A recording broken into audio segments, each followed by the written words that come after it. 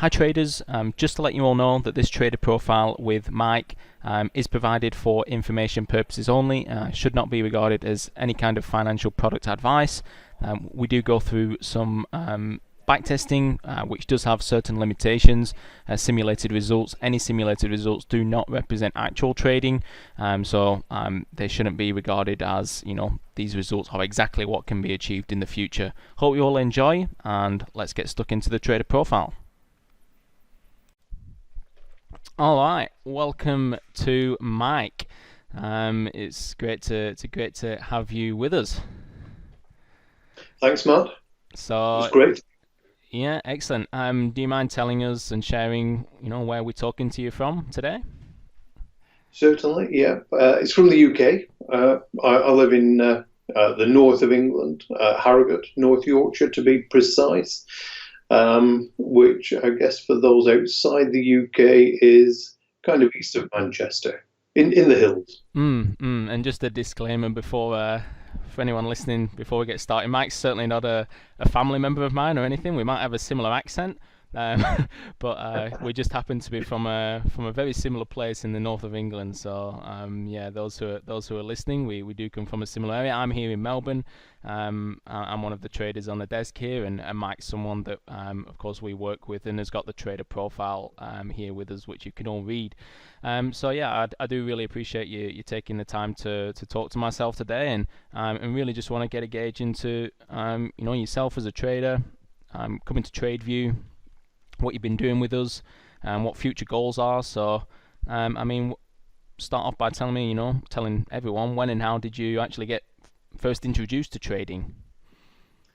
It's probably about 7 or 8 years ago that I was first introduced to it, and someone bought me a book on candlestick trading, one of Steve Nison's books, and suggested that I have a look at it. They were doing some trading themselves, and so picked the book up and had a read of it and thought, well, what's all this about? Not sure I could be interested in this. And then before I knew it, I was dabbling with the FTSE 100, so trading the FTSE 100 indices, and absolutely captivated by it from the word go.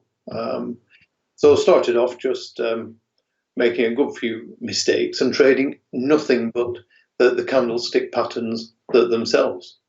So there were absolutely no other indicators involved. It was just a case of looking at the candlesticks and trading on the back of those, which, as you can imagine, starting from scratch was a bit of a challenge, but something that I feel with hindsight gave me a good feel for for the markets and how they operate, and was a solid foundation really. Cool.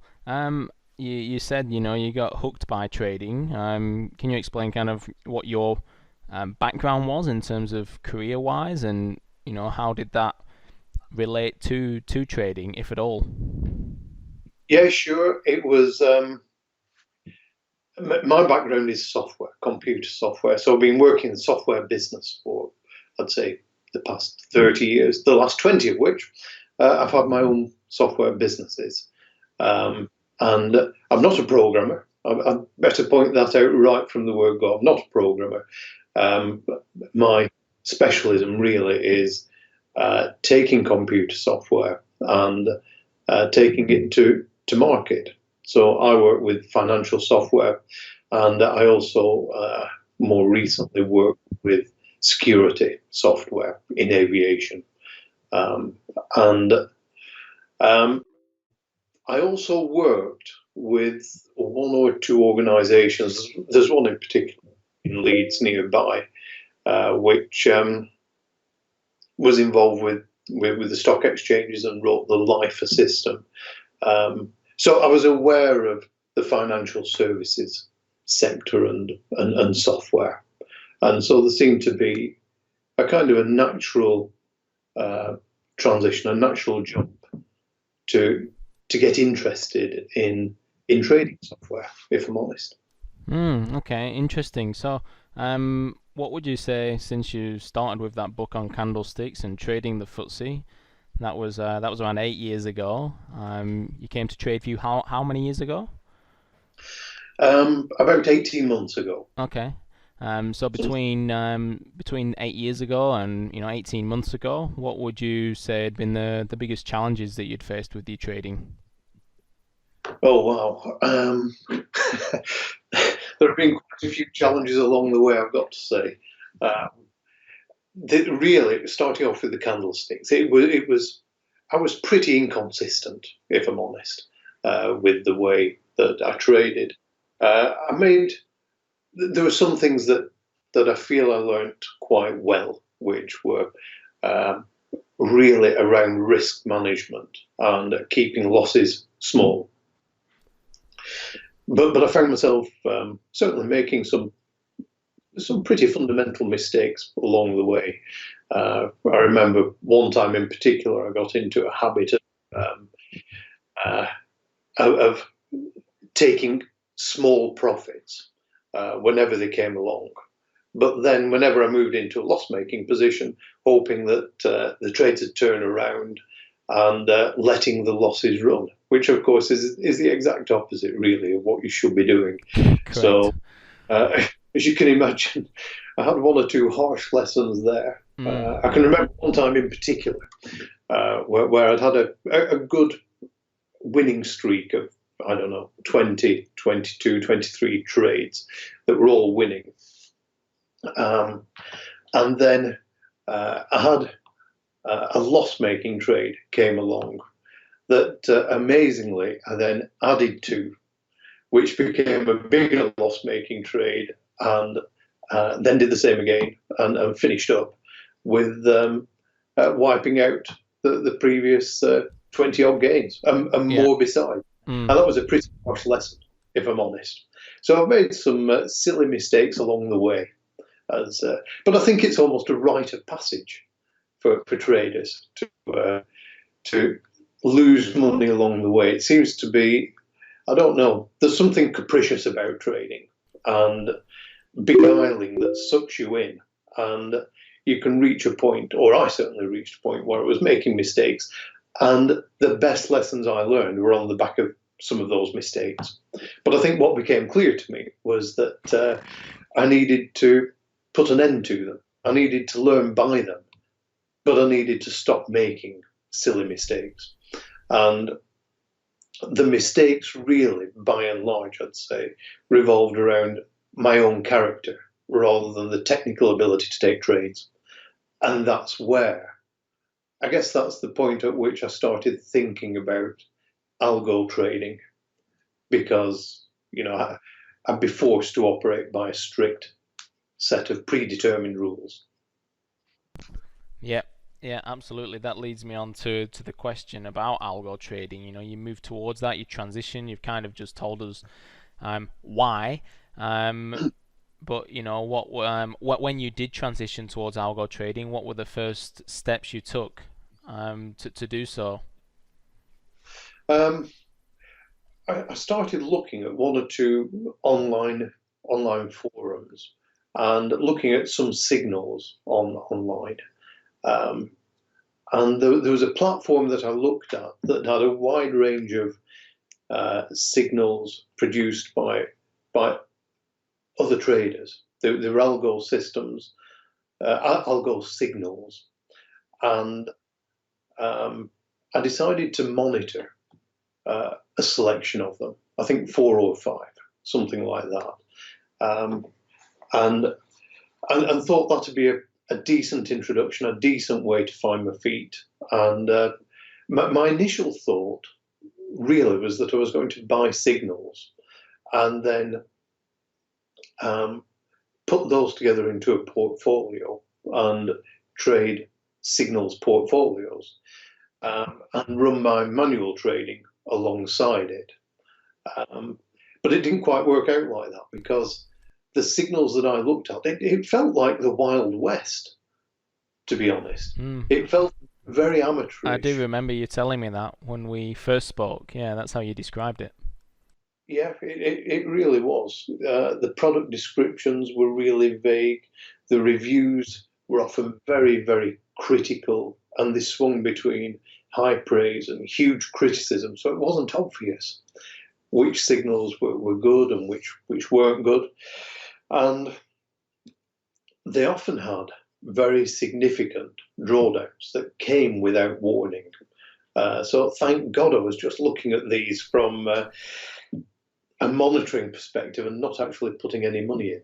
But I think what it did was make me think, well, look, rather than relying on other people here, what I need to do is start pulling together some of my own algos and get involved in some way. And with my background in software, I felt as though I ought to be able to make that transition, though I was nervous that I wouldn't be able to do the programming side of Yeah. things. So what I then did was to start researching organizations that provided predefined pieces of coding that I, as a non-programmer, could then put together in a simple way. And that's when I came across TradeView. Okay. Okay. Cool. How did you ever come across us in the first place, if you recall?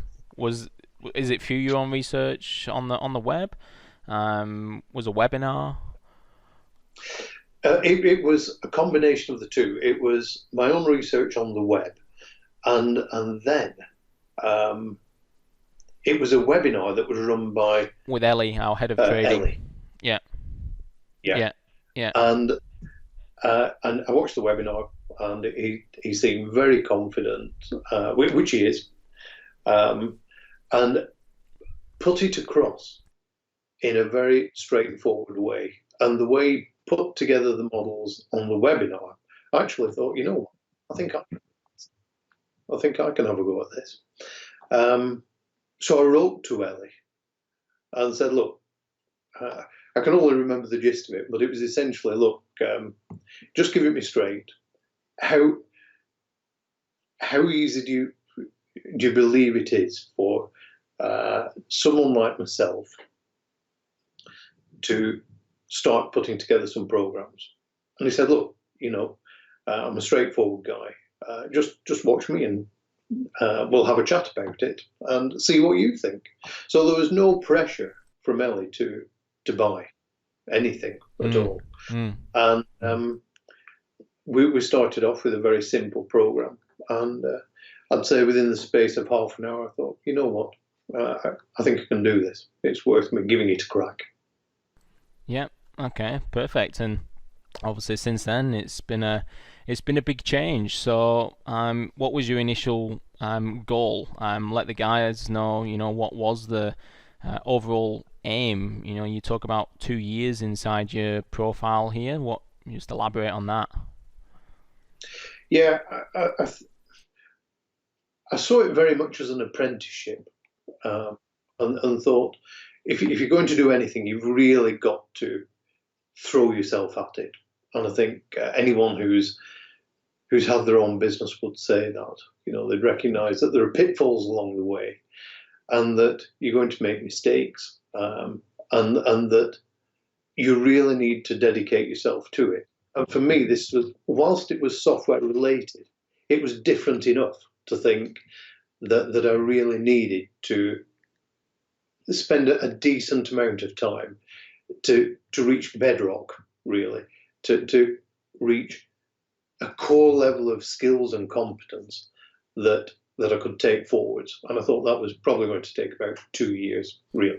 So even though I've been trading for a good few years, really the trading I've been doing concentrated on a single approach, which at the time was a momentum breakout type system using moving averages, stochastics as well, but a single approach that using the 6 principal forex currencies.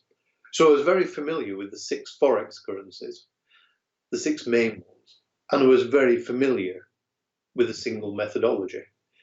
But moving into the algo trading, what I very quickly realized was that you needed to adopt quite a significant number of different approaches, albeit quite straightforward approaches, but you needed to learn quite a number in order to make the thing work and get a appreciation of the markets as a whole. So that's why I said, look, initially it's going to be 2 years for me to get to speed. And if I spend 3 or 4 hours a day on it, then I'd hope to have a fighting chance. Okay, cool. And just to let everyone know, Mike's completed the online systems building program with us, gone through the content, also as a keen engager and watcher and avid fan of the Trading Talk series that we do. So I mean, in your honest opinion, what's been the main learning curve since you started working with us? I'd say it's 2 or 3 things. I don't want to put it down to just one. Yep, give us 3. I'd say it's the Trading Talk series. Each Friday, well, for me in the UK, they come out on a Friday morning. So I guess it's Friday evening for yourselves in Australia. They come out on a Friday morning each week. I do those, and I've run through them a couple of times just to make sure that I appreciate and understand what's being said, and I've built all the models in there. So that's been key for me. The other thing that I've done, I guess because of my background, is to have a structured approach to how I build the models. And that's something that's included in the Trading Talk series and in the education program. But it's something that you need to implement and apply yourself. So that's been important to me. And the third aspect for me is really the support. Because if there's one thing I was concerned about being here in the UK, whilst I've worked with organisations in Australia before, I've had partners over there, I was a bit concerned that I could be left high and dry. But that's definitely not been the case. I'd say that the support has been great, and it's always the most difficult aspect of a technology-related business. But with a bit of give and take on both sides, I know that you guys in Australia, all of you, all of the people I've dealt with, have put in quite a lot of out of hours work, working with me. And I've done a bit myself at this end. So there's been some early starts and some late finishes, but the support for me has been as important as all the online education and the encouragement as well. No, absolutely agree. I think the support is a big part of what we do, and we recognise that development takes time, as you've just alluded to, your 2-year plan, and being able to access the team here. And it's one thing us having the support, but then it's another thing you and other traders actually using it. And I would say that you're someone who definitely does utilize the support, asks the correct questions, whether it's something that you think simple or whether it's complex, whether it's technical. You're always someone who has asked the questions, and that's the willingness as a trader to move forward. And I'm incredibly confident that's why 18 months into your 2-year plan, you're in a position now where we're looking into the prop trading, which we'll go through in a second. But on the Trading Talk series, I mean, you do really utilize the Trading Talk series. Can you just tell the guys a little bit how you use them? How do you mentioned a process, a structure, but how do you actually use the videos with your own, to benefit yourself? Right. The only way I can really work is in a very structured way. So for me, every Friday morning when the new video goes up, I like to take time out, take a couple of hours to run through it and to build whatever model's built in that Trading Talk episode. Then what to do is everyone needs an ology, and for me, I have a way of working that means that I then look to apply whatever's covered in the Trading Talk episode. I then look to apply it to my existing models and to any future models that I may be thinking of. And when I say apply it, it's really a case of looking at my existing models and trying to picture in my mind's eye whether whatever technique has been taught in that episode can then be applied to improve an existing model. So I then look to identify the top 3 models, otherwise I'd be doing it forever, and apply the technique to that, and to see whether I can improve the model, and by improve it, I'm looking for an incremental improvement of 5%. And if I can improve it by 5%, I then build another model using the duplicate function within the software, within EA Lab, to build a new version that I'll then test using EA Tester and analyze. And that's a part of my own internal methodology, which I guess is a bit of a Mickey Mouse methodology, in a way, because it's something that I apply. I'm happy to show it, if you want me to. Yeah. I mean, if you don't mind sharing your screens with us and show us some of the model you've been working on, some of the portfolio results inside EA Analyzer, that'd be really cool. Sure, I'm happy to do that. Yeah, just bring it up on your end. It's a way of me structuring the way I work to ensure that whatever I do is focused on improving the model. Yeah, you've got to have a structure. So yeah, whilst you share your screens there, I think it's incredibly important to follow a structure. Inside the videos, it certainly gives you a structure. It gives you something to work towards, and I think you're someone who utilizes them exactly how they were always designed to be used, which is learning from the techniques, applying them to your own ideas. You messaged me recently about a mean reversion model and about how a technique I'd shared in one of my episodes greatly increased the performance.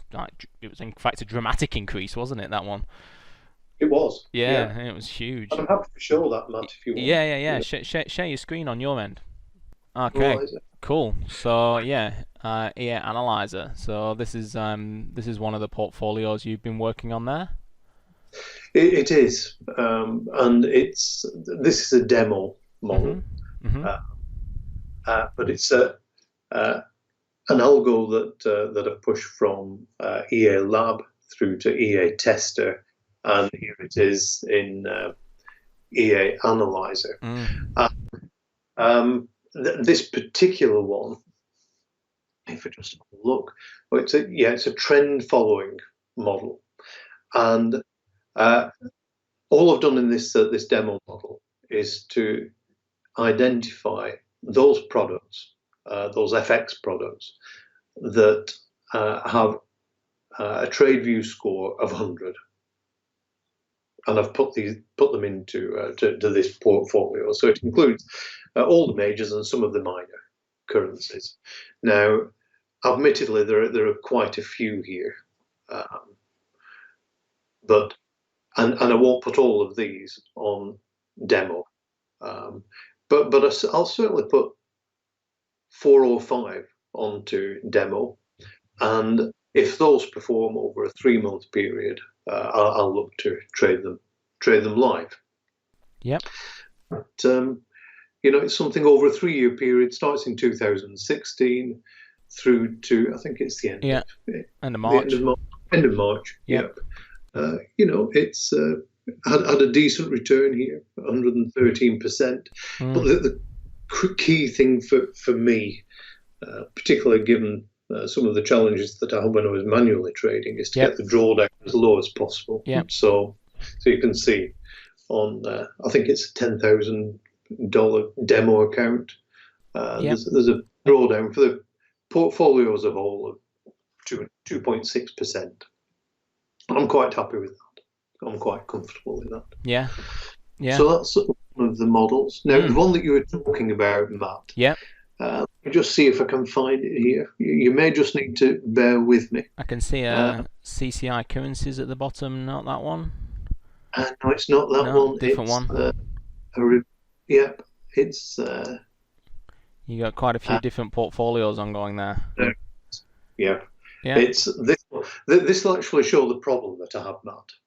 Yep. So this is the reversal model that I built. Yeah. You can see from 2016 through to end of 2019. Yeah. It performed really well. Yeah. I was happy with that.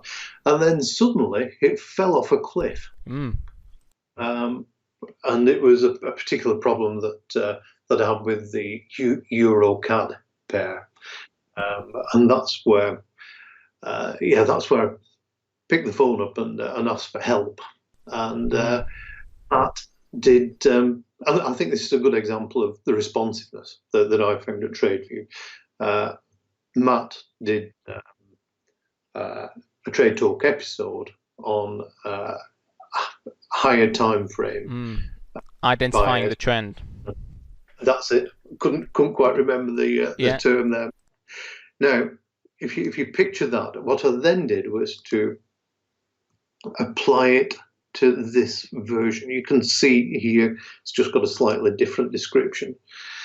So I think we'll find here, there we are, that there's a completely different profile to the here's a perfect example of using the Trading Talk videos. You had a model, it was performing okay, but it fell off a cliff at the end, and we can quite clearly see with the new version, and this was with the technique added, correct? Yes, absolutely. It dramatically improved your results, and by dramatic we're talking more return, and also 5 maybe 6 times less drawdown. So I would say that's a perfect example about how we why we do the Trading Talk videos and how they should be used as well. So for those watching who've already got them, great example. For those who aren't working with us, this is the kind of additions and techniques that we're sharing, that we use in our models here, which if applied correctly, as Mike has done, you can improve the results. So just on the note of support, Mike, how do you what are the different channels that you can explain to the guys that you used when you are looking for support? Well, maybe if I just go into EA Lab for a moment, there's a simple. This just happens to be one of the models that I'm working on at the moment. But within EA Lab, if you look at the top right-hand side of your screen, the kind of heart emoji type thing. If I press this and ask for help, then it makes this algo accessible to the guys on the support desk, and I just put in here whatever description, whatever input I need. I describe the problem and whatever it may be. I'll just put some nonsense in. If I were to submit that, then it sends an email over to the guys, get a response, and for me, it's great. It's probably almost better for me than anyone else, because if I fire it off in the evening, it's morning over there in the US. By the time I get up myself the following morning, I've generally got a response. So that's one way. Mm-hmm. As the guys will probably be cringing now, but thinking, oh God, no, we hope he's not going to send another email. But can email the support desk directly. Yep. So I send emails through to support, and something that I find particularly useful is if if there are any queries on the software, or if I have any suggestions on for enhancements, say, then the the guys are also receptive to ideas. I know that Ellie comes back to me quite frequently on any thoughts and feedback on whether they're going to be included in future versions of the software. And certainly with the big new release recently of TradeView X, there have been a number of enhanced releases come out with new functionality. I tend to find myself that there aren't many bugs in the software. It operates very well, I think, and there are quite a number of releases. So those are the main channels I use. Yeah, awesome. And yeah, there's a lot more releases to come. Put it that way. A lot more to come. But yeah, you've had a background in software. You've had it. You've been involved in that, let's call it, industry for a career. How do you rate the tools here? You've had EA Lab, Tester, obviously doing your testing. TradeView X as a platform. How do you like using all this? It's easy for me because I enjoy using the software and it works well. I don't want it to come across that I'm just saying positive things for the sake of it, but genuinely, the software, good quality software. From my perspective, it's well architected, and I thought it was a brave move releasing TradeView X on what was patently new technology in the background, and the way it's linked together. The way you can move from EA Lab through to EA Tester and test within that, and then push the results through to EA Analyzer.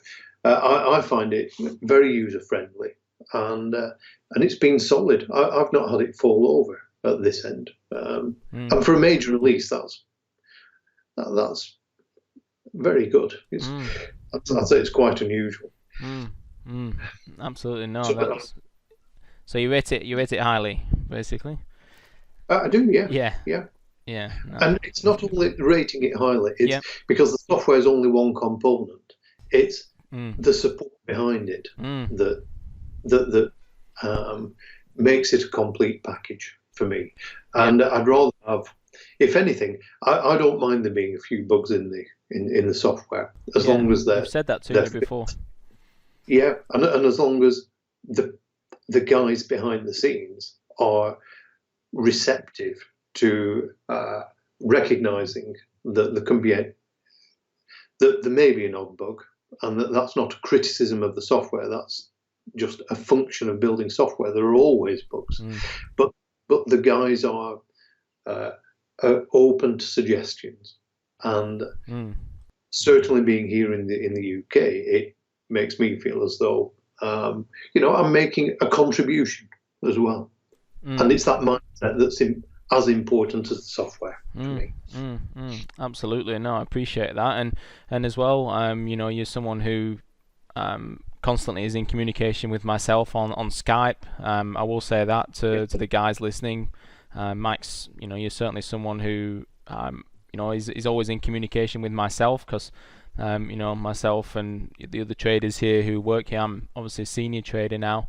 We always make sure that we're at hand to assist and to give you some pointers in the right direction if we feel like you're heading in the wrong one. I feel like it's always been good to say, you know what, why don't you try this instead? Yeah. It's a two-way thing, isn't it? Really. No, absolutely agree. So yeah, you got some good looking portfolios there, and that leads on quite nicely to future goals, future outcomes. I mentioned prop trading before. We are a prop trading firm here in Melbourne, so we do look to fund traders. This is part of why we do the programs here. For those listening, we train people up, we develop them over a period of time, and then we discuss and invite people to potentially join our prop trading program. And Mike, you're going to be joining it and starting on it. In fact, in aiming for the start of June. I am, yeah, and looking forward to it. I've got to say, It does sound pretty challenging. It is a challenge, yeah. So, Professional trading is another level. yeah, That's for sure. absolutely. So, but with these portfolios and testing results that you're showing us here, I reckon a combination of some of these, and it should stand you in good stead. So I think it shows the progress from when you started 18 months ago to 18 months later. Obviously, you've been doing some live trading along the way, correct? That's right. Yeah, been doing some live trading and demo testing and things going on in the background, but overall building towards the end goal of prop trading. And you're saying your profile here, setting up as a prop trading business. Well, yeah. I think that as much as anything, that's because I've have my own businesses for quite a while. I don't see any point in playing around with it. I guess is where I'm coming from, and I recognise it's going to take time, and I just hope I'm up to the job, really. But I see this the kind of thing. Normally, if I start a business, I reckon it's going to take before it's singing. So I don't see this. It isn't short term for me. This. But what I'm doing is transitioning away from an existing business in order to transition into trading full time as a business, and it'll probably take me. Well, I'm saying this is a kind of a leap of faith, but I'd expect it to take, say, 2 or 3 years to become profitable, and then to move it forward in a measured way from there, but building long term. That's where I'm in my mind. So future goals, obviously prop trading and creating a business is part of it. Anything to expand on that at all? Well, I've got my children now are grown up, and they live in London and Bristol. So what I want to be able to do is I want the business to be portable, and I think that's particularly highlighted with this current COVID crisis that. Actually, here in the UK, and I know it's similar to an extent in Australia, but here we're in complete lockdown, and we're going to see, despite all the government support, we're going to see a lot of businesses go to the wall, traditional businesses, and so developing a business that operates over the internet is something that I've been looking to do for quite some time, and this fits the bill. So I'll be able to do it regardless of whether I'm here in Harrogate or London or Bristol. It'll make no odds. I've got the infrastructure set up. I've been working via a VPS for a good year or so now. So I'm confident with the background technology and using the TradeView software, together with the support from you guys, is an absolute cornerstone of how I expect to, or how I'm hoping to, build the business from here. Yep. Okay. Perfect. Well, you're certainly on the right pathway to achieve all that. I think with your hard effort and continued questions and continued development of more systems, as you know, you've got to keep building new ideas. I'm confident you're on the correct pathway to do so. So, for those who have been listening to us today, Mike's also going to be joining us for a trading talk video to follow up this Friday, which is exciting because you've pretty much watched all of them now, haven't you? You've probably seen there's been a few in there with guests along the way, so it'll be good for you to share some of your own ideas. So you're going to share a model. Just tell the guys a little bit, about, without giving away the secret sauce, obviously now, because that's in the video. But what's the basis of the idea? It's going to be a mean reversion model. It'll be looking at the higher time frame aspect and identifying not just the times to trade, but the times not to trade, get out, essentially, where it's gone wrong. Because I'm probably playing on my own weakness, to be honest, Matt, of holding on to trades too long when they've gone wrong, and adopting algo trading to enforce a rigor and a discipline whereby the model gets out and you don't need to make that decision. Yep, perfect. And you can, with EA Lab, there's logic in there where you can do that relatively straightforward and cut losses much quicker. Which is great. Excellent. So look, for everyone listening, appreciate you joining in, and I think Mike's you're a great example of someone who has done the program, set realistic expectations about what you can achieve, how long it's expected, but now through development and following processes and structure, as you alluded to earlier, certainly now on the pathway to achieve what you set out to do, which is full-time trading, prop trading, and being funded as a professional trader, essentially. Yeah, and I just hope I'm up to it, to be honest, Matt. Well, you've got our backing. Which is great. But some of these things you can never tell until you've given it your absolute best shot, and that's what I intend to do. Perfect. Okay, cool. Well, I appreciate you joining us. I know it's your morning over there, so you've got the rest of the day to look forward to. Probably building systems and trading, because there's not too much to do outdoors right now with the current state of things. Although I know the UK Prime Minister is trying to relax some stuff, or at least he's changed his slogan there.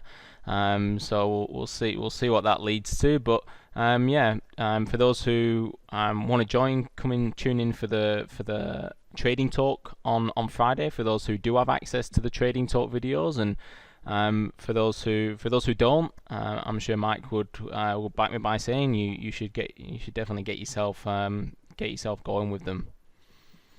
Yeah, definitely. So, yeah, no worries. Well, I really appreciate your time, Mike. It's been an absolute pleasure to have you with us, and I'm sure a lot of people have enjoyed listening to your journey. And I'll be hearing from you and organising the trading talk with yourself this week. Fab. That's great. And Excellent. Thanks for your time. Much appreciated. Excellent. Thanks, Mike. Okay. Bye for now. Bye bye.